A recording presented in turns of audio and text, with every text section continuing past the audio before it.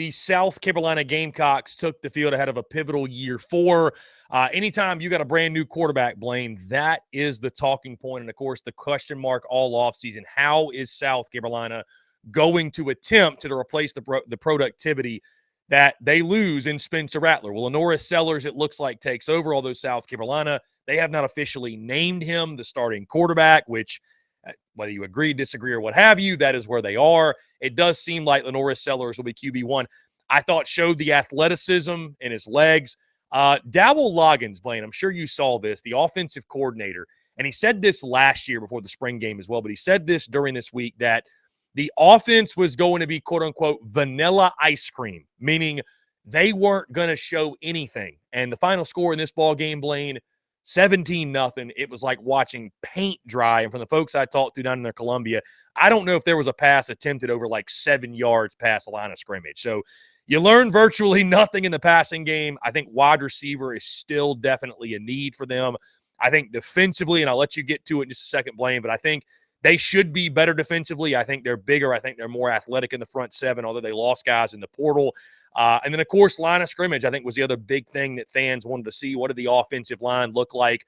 From a talent perspective, they should be better. I still think there's a lot of holes to plug there. So, all in all, I don't know that we learned a ton about South Carolina, but there is certainly a lot of reason for excitement and optimism about the dynamic that Lenora Sellers brings to this South Carolina offense if they're going to be willing to open up the playbook. What did you see from the Gamecocks last night? Just saw that it's going to be a totally different attack than it was a year ago with Spencer Rattler, because Spencer Rattler, right, his strength, and it's odd too. It's odd, Chris, because his strength was standing in the pocket and throwing the football down the field. But what could South Carolina not do? They couldn't protect him in the pocket. Well, now it looks like, Lenore Sellers' strength, and also maybe the strength of this football team with the running backs they've added and a little bit more beef on the offensive line, is going to be running the football, okay, and he'll be able to contribute to that a little bit too. But maybe it does play out a little bit better with Lenore Sellers, because there was still the pass pro leakage, right? It was a lot getting through, and a lot of it has to do with those guys on the defense side we'll talk about. I'll tell you this, though. Lenore Sellers is supremely athletic. Not just a good runner. He's a elite runner. He's a guy that I didn't realize. I mean, I've seen him play, but when I looked at him in comparison, I looked real close in comparison to like some of his defensive linemen. And so like standing beside each other, I was like, oh, okay. This guy's that thick and he's running the football like that, 240, 245, and just has quick twitch ability. So that is always going to be an escape route. That's always going to be really, really good. One thing, now, I never want to act like I know something that of the game plan or the coaches know or something like that. So this could have been the plan from Dowell Loggins. He could have told Lenore Sellers to do this. But one thing I think we saw out of Lenore Sellers was if the primary read wasn't open, he was taking off and running. It was one read, I'm gone. One read, done. Now, some of that was pass pro sometimes. Some of that was his own decision. That's not going to work no matter how athletic you are in the SEC. He's going to have to get better at actually reading defenses, going through progressions, and that's going to come with the marriage of the pass pro as well. But I did think Attaway, some of the running backs looked really good. I thought they were improved running the football, which they couldn't do a lick last year, Chris. So that is a big thing to be excited about if you're a South Carolina fan. I think running the football is going to be a lot better because you were doing it against guys who are pretty good on that defensive front, like I said. So I think offensively, there's a lot to be excited about in terms of athleticism and talent and the ability to run the football. I do think some concerns would be the ability of Lenore Sellers to read defenses, and then is there a true playmaker on the outside at receiver, because we didn't see it.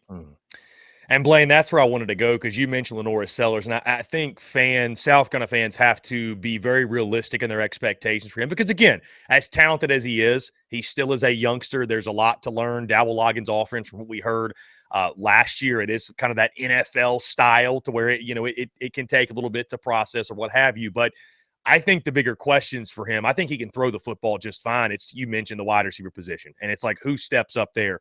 Nick Harbor did not participate for what it's worth in spring ball, getting ready for the Olympics, stuff like that. But I mentioned this a couple of weeks ago. It's a little bit of an unsettling feeling when the guy that, you recruited to be in this position, okay, once, Juice Wells and Xavier Legette and that crew has gone, Nick Harbor is going to slide in there and be wide receiver one. And I don't know that it's that simple. So somebody else is going to have to step up. You already have some other loose ends on the offensive side with, is the offensive line going to be consistent enough? Is the run game going to be consistent enough? If you don't have the bodies at wide receiver as well, and you're putting all your chips, all your stock into this redshirt freshman quarterback, that can go sideways in a hurry. When it's going well, it'll go really well, but when it's not, the kid is still a freshman. So South Carolina's got to find other guys around, and they've got to find a way, Blayne. I think their number one priority has to be with Sean Elliott, the new running game coordinator, their new running backs coach, Dabble Logan, Shane Beamer. They've got to find a way to run the football consistently enough to help out a young quarterback. Like, that's going to be one of the big things that defines success for them. On the defensive side, Blayne, I wanted you to talk a little bit about Dylan Stewart. He jumped off the page when it comes to film. There's a lot of talk about him 24 hours or so after the spring game. Your thoughts on the kind of player he can be, and you mentioned that defensive front as well, but he was a dude that seemed stole the show last night. Yeah, I mean, he's a stud. Nobody thought anything else would happen. I mean, he's as highly of a coveted, highly of a just sought after guy as you can get coming to South Carolina, and he's got all the physical traits in the world. Listen, Alabama, Georgia, everybody else wanted him, and if he had gone to them, he would be on the field for them early. He's that kind of a talent. I mean, he's that kind of a player by all accounts. Everybody I know, when I was covering his recruitment in my former job that I was doing, all that kind of stuff, the family's great. It's there's nothing not to like about Dylan Stewart and his future there at South Carolina. So they should have a guy that can do a lot of different things on the field and bring a lot of excitement even early on. But edge, a lot of times as an edge player, you can have success early. Think Harold Perkins, right? How much Harold Perkins was able to come and flash early on as a freshman, because a lot of times you can just say, hey, let's go get the football, young fella, put him out there on the edge and go get it. And I think Dylan Stewart is going to be able to do more than that, but he's going to be able to use his athleticism and have a big year for South Carolina. And Blayne, in closing on the defensive side, and we've gotten our notes here, obviously a couple guys that stood out, but Desmond Umeozulu is a guy that should pop, look pretty good. Kyle Kennard, Demetrius Knight Jr., a couple transfers, look really good for them. That leads me all to this. Debo Williams at linebacker, Nick Eamon-Warrior at safety.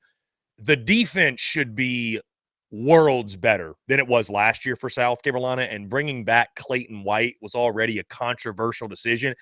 If it's not markedly improved, the decision should be very simple. I mean, I'm not saying they should be a top 3 or 4 defense in the league, but they got some guys. Like they've got some guys on that defensive side to be a lot better than they were at times last year. And so if we see something similar, I think, to what South kind of dealt with the first 75% of the season, it's a scheme issue. I don't think it's going to be a talent issue on that side of the football.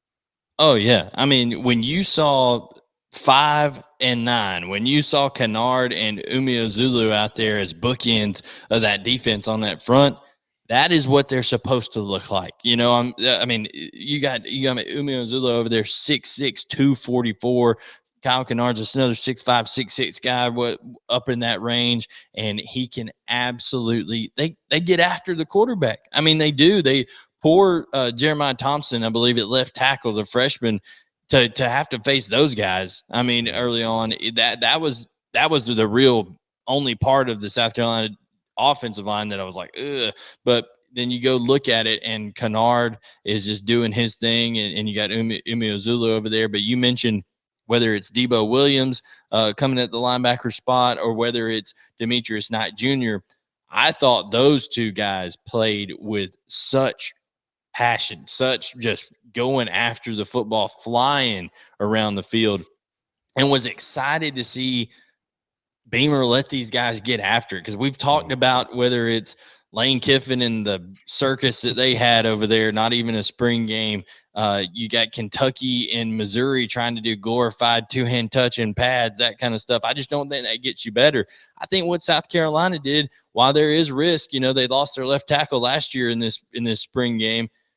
there is risk to it, but it makes you better. And I think South Carolina got to see some tenacity out of their defense that they're going to be able to count on in the fall.